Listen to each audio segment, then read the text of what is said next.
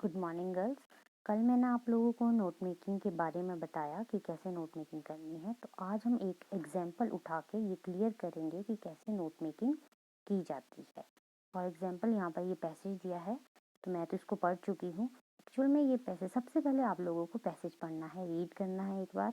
और एक बात ध्यान में रखनी है कि एग्जाम में जब भी आप नोट मेकिंग का पैसेज सॉल्व करेंगे, लास्ट में ही करें, क्योंकि स्टार्टिंग में अगर आप सारा टाइम, कई बार कुछ बच्चे बहुत ज़्यादा टाइम इसमें दे देते हैं और उनका मेन पोर्शन राइटिंग सेक्शन छूट जाता है। तो इसलिए इसके लिए लास्ट का कॉम्प्रिहेंशन और नोट मेकिंग हमेशा लास्ट में करें, और उसके लिए 1 घंटा रखें, ताकि आप उसको आधा आधा घंटा रख लो लिखने के लिए, ताकि आप उसको आराम से सॉल्व कर सके। तो यहाँ पर ये पैसेज है। सबसे पहले आपको जब भी जो भी पैसेज आएगा उसको एक बार पढ़ो, समझो, नहीं आता दूसरी बार पढ़ो, समझो, और फिर जो आपको उसमें इंपॉर्टेंट बातें लगती है उनको अंडरलाइन करो। और ये भी समझो कि किस बारे में ये पैसेज है, वो आपकी टाइटल हो जाएगा। तो यहाँ पर ये जो पैसेज है ये इंग्लिश के बारे में है कि कैसे आप अपनी इंग्लिश इम्प्रूव कर सकते हैं। तो यहाँ पर इंग्लिश इम्प्रूव करने के वेज बताए हुए हैं। तो 3 सेक्शंस में ये दिया हुआ है। फर्स्ट सेक्शन में कि इंग्लिश इम्प्रूव कैसे होती है, सेकंड में बताया हुआ है क्या क्या तरीके हैं उसको इम्प्रूव करने के, थर्ड में बताया है इंग्लिश स्पोकन इंग्लिश और रिटन इंग्लिश में क्या डिफरेंस होता है। तो इस तरह से आपने समझना है। तो वही हमारे मेन पॉइंट्स बन जाएंगे। तो पहला है, सबसे पहले तो हमने टाइटल दे दिया, हाउ टू इम्प्रूव इंग्लिश, ये देखिए, और फिर इसको अंडरलाइन कर दिया है। इसी तरीके से आप लोग भी अंडरलाइन करेंगे जो भी हेडिंग आप देंगे। फिर आप नोट्स बनाना शुरू करेंगे। फर्स्ट में लिखा है कि how you can best improve your English depends on where you live in particular whether or not you live in an English speaking community. कि इंग्लिश आप कैसे इम्प्रूव कर सकते हो ये डिपेंड करता है आप कहाँ रहते हो, और आप इंग्लिश स्पीकिंग कम्युनिटी में रहते हो या नहीं रहते, इस पर भी बहुत डिपेंड करता है। अगर आप इंग्लिश स्पीकिंग कम्युनिटी में रहते हो तो रोज़ आप हियर इंग्लिश सुनोगे, बोलोगे और उनसे मिक्सअप फ्रीली होगे, तो आपकी इंग्लिश इम्प्रूव होगी। तो ये भी एक एडवांटेज होगा। On the other hand it is often confusing to have the whole language poured over you at once. और ऑन द अदर हैंड, दूसरी तरफ आपको एक साथ पूरी भाषा नहीं सिखाई जा सकती है कि एक साथ आप पर उड़ेल दी की सीखो ये इंग्लिश है। आइडियली इसके लिए सही यही रहता है, a step by step course should accompany और lead up to this experience.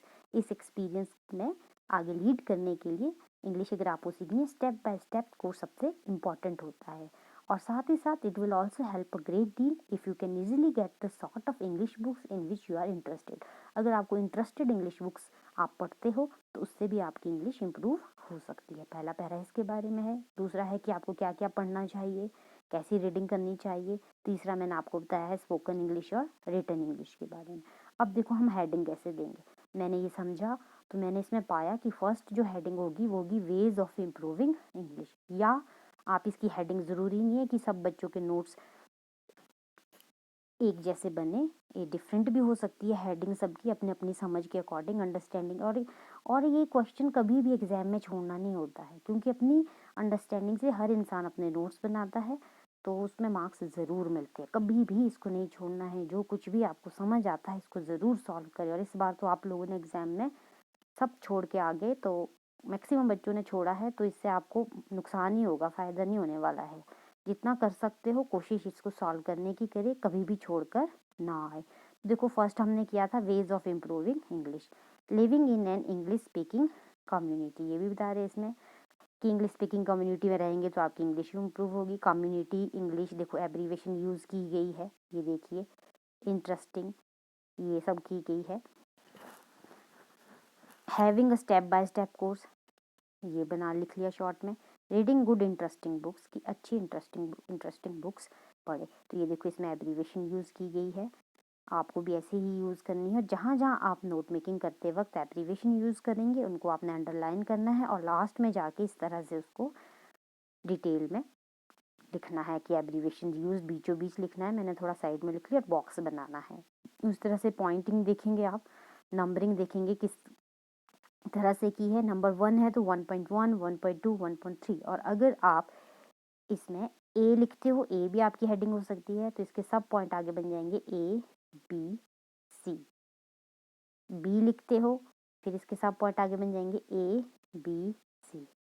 इस तरह से आपने करना है। और अगर आपके सब पॉइंट आपने बनाने हैं जैसे मान लो आपका ए है, ये आपने पॉइंट बना दिए ए बी, अब बी का भी आगे पॉइंट आपको लगता है तो आपका बन जाएगा 1 2 3, ऐसे पॉइंटिंग करनी है।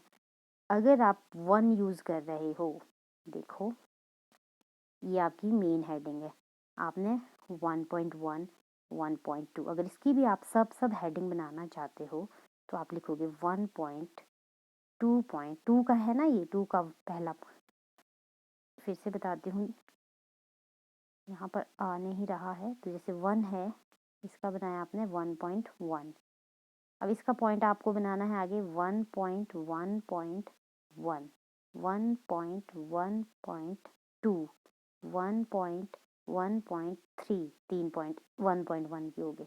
तो इस तरह से अगर 1.2 है तो उस तरह से कर सकते हो, 3 4 इस तरह से कर सकते हो, अगर ABC है तो उस तरह से कर सकते हो। इन बातों को नोट करके रखें, तभी आपको ये फायदेमंद होगा। फिर आपका आती है +2 वालों के लिए समरी, कि समरी किस तरह से बनेगी। समरी बनाने के लिए आपको ध्यान रखना है, सबसे इम्पोर्टेंट है समरी बिल्कुल नहीं छोड़नी है, जो मर्जी लिख लो, आपको मार्क्स उसमें मिल ही जाते हैं। 3 नंबर की आती है, 1 2 इतने नंबर तो आराम से मिल जाएंगे अगर कुछ भी नहीं लिखोगे। कई बार तो 3 नंबर कोई नहीं पढ़ता है उसको एग्जाम में, इतना ध्यान से कोई नहीं पढ़ेगा, देखेगा समरी बनाई है, बहुत लंबी नहीं बनानी है, 80 वर्ड्स की बनानी है, और समरी में पूरे सेंटेंसेस आपको लिखने हैं।